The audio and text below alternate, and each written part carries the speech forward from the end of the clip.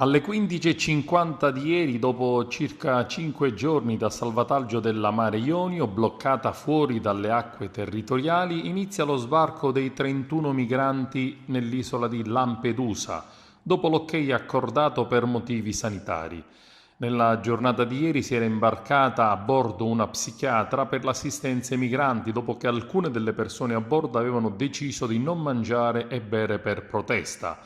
La ONG ha inviato in queste ore una richiesta di revoca del divieto d'ingresso in acque territoriali ai ministri competenti e siamo tornati a chiedere un porto sicuro di sbarco, come è nostro diritto avere. Il decreto sicurezza bis si basa sulla presunzione del pericolo d'ingresso delle persone rispetto alla sicurezza dello Stato.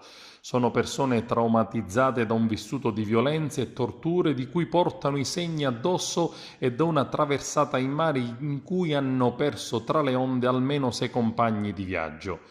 Immediata la replica su Facebook del ministro dell'Interno Matteo Salvini, che ironizza: «Che bello è il clima del governo a guida PD.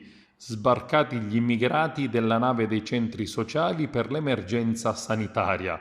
Ma pensano che gli italiani siano scemi?» Salvini posta il video che mostra i migranti sulla nave che saltano e si abbracciano dopo l'annuncio del capo missione Luca Casarini sull'imminente sbarco a Lampedusa. Sbarcati per emergenza umanitaria, paralitici e infermi, recita la didascalia.